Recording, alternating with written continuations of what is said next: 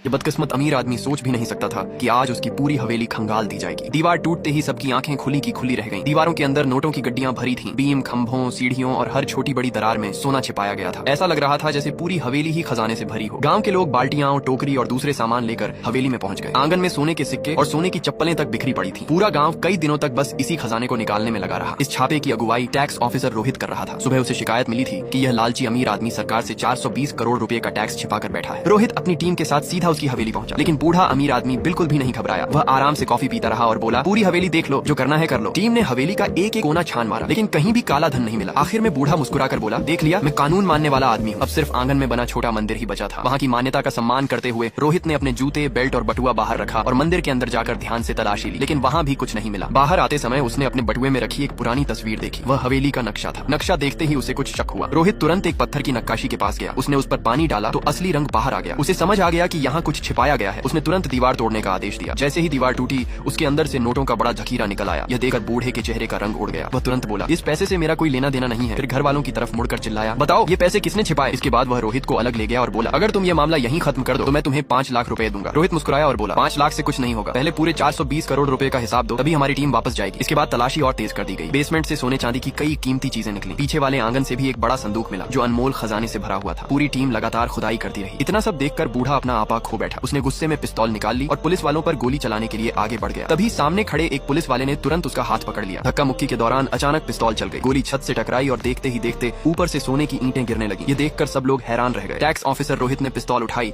और छत की तरफ एक और गोली चलाई। छत का प्लास्टर टूटकर गिरने लगा और उसके अंदर छिपा सोना भी बाहर आने लगा। अब बूढ़े अमीर आदमी के पास कोई जवाब नहीं था। उसने रोहित से कहा, क्या मैं एक फोन कर सकता हूँ? रोहित ने शांत रहते हुए इजाजत दे दी। बूढ़े ने तुरंत अपने बड़े अफसर को फोन किया और धमकी दी, अगर इस छापे को अभी नहीं रुकवाया तो आगे तुम्हारी नौकरी मुश्किल हो जाएगी। लेकिन वह अफसर कई सालों से उसके दबाव में काम कर रहा था। अब उसकी रिटायरमेंट में सिर्फ 6 महीने बचे थे, इसलिए उसने डरने से साफ इनकार कर दिया और फोन काट दिया। बूढ़ा फिर भी हार मानने को तैयार नहीं था। वह सीधे एक बड़े मंत्री के घर पहुंच गया और उस पर दबाव डालने लगा कि किसी भी तरह जांच रुकवा दी जाए। मजबूरी में मंत्री ने रोहित को फोन किया और कहा, जांच जल्दी खत्म कर दो, लेकिन अभी भी काफी काला धन मिलना बाकी था। उसी दौरान